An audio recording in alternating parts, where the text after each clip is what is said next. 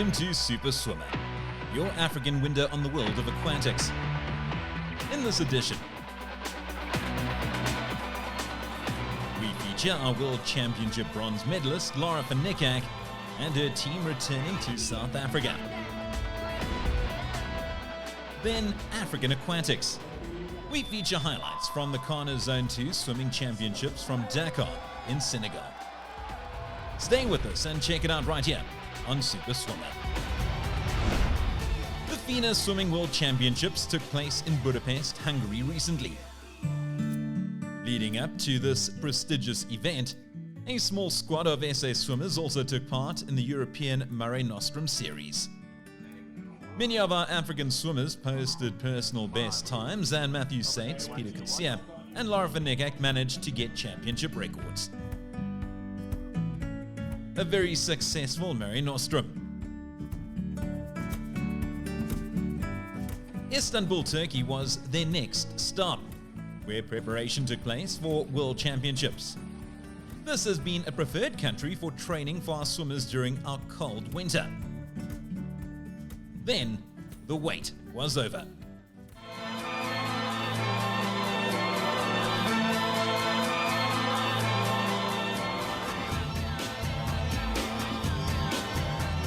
The FINA Swimming World Championships for 2022. Budapest, Hungary. Young sensation Matthew Sates and icon Chad Leclos had health issues going into the event. Leclos withdrew after his first heat, and Sates managed a very credible 8th place in his 200-meter individual medley final. Our female sprinter Emma Chelius was extremely unlucky not to make a final in the 50-meter freestyle event. She placed 9th, missing out by a very narrow margin. South Africa's only medal came from breaststroker Lara van Niekerk. She swam her heat, semi-final and final all under 30 seconds to stay true to her ranking and claim the bronze medal. She's in lane 3 with the white cap. On her left is Ruta Muletite, the current world champion from Lithuania. And in lane 5, Benedetta Pilato from Italy. The race was extremely close and it all came down to the touch. Van Niekerk swam 29.90 to take the bronze, with Muletite taking gold for Lithuania in 29.70, and Pinato the silver for Italy in 29.80. A very proud moment in South African sport.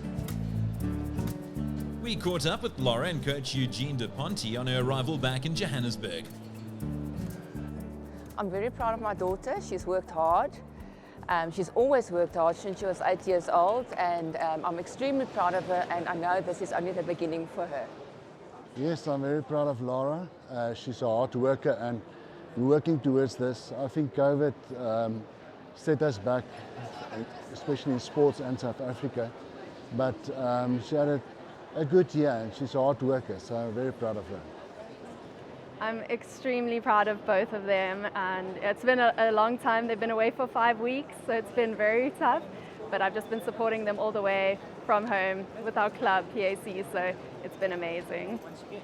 Yeah, it is definitely tough, but I'm a swimmer myself, so I do understand the sports and everything that goes with it, so it's part and parcel. It's okay. I'm super happy with my results.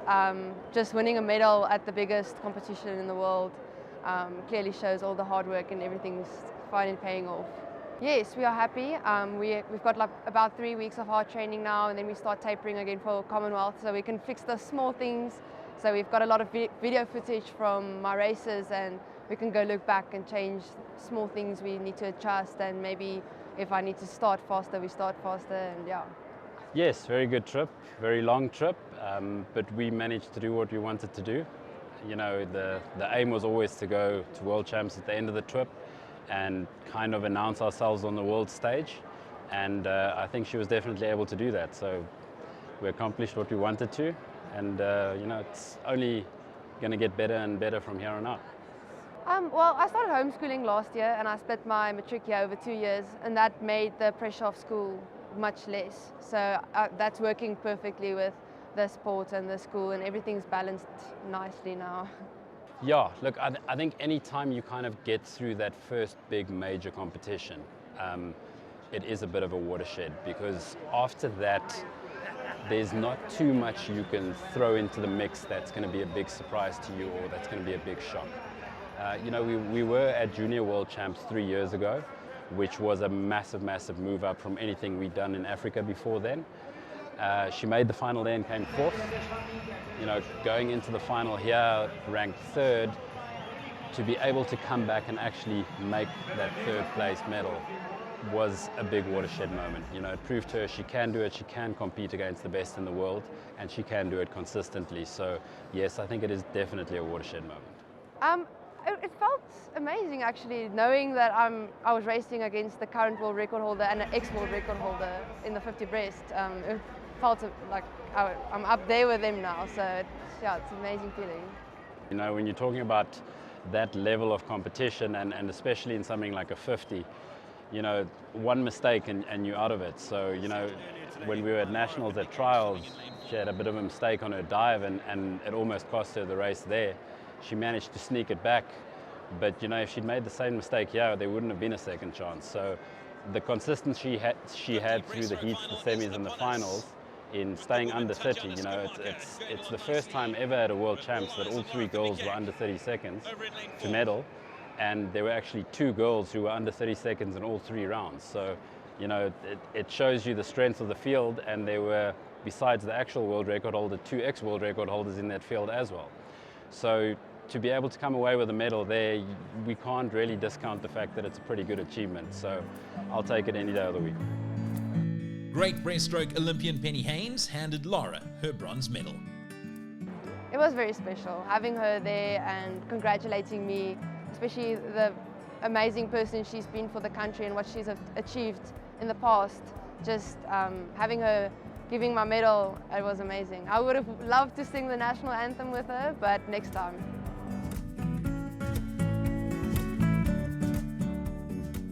Definitely, you know, especially in the 50, when we got to Monaco, we had the speed tournament, which is basically 5 rounds of the 50 breaststroke after each other. So each round, they break the field down in half. And then you end up swimming one-on-one against the person next to you. So first of all, just being up against some of the biggest names in breaststroke in the world at the moment.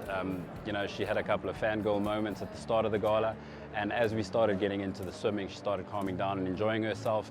And I think that experience of having to deal with the pressures of not only swimming against these good swimmers, but the pressures of having to perform in that one-off swim really helped her coming through here at the end of the week with World Champs. Yes, it was definitely very good for me to experience the other country swimmers, swim against people from all over the world, and learning to deal with that stress. I think having that Mare Nostrums helped me how to manage the stress before a race, not freaking out just because it's on world stage. So that helped me a lot. It's a very proud moment for us. All the hard work by yourself and a coach has paid off. And I think fantastic for South Africa. They've done the country proud, and we're immensely proud of their achievement.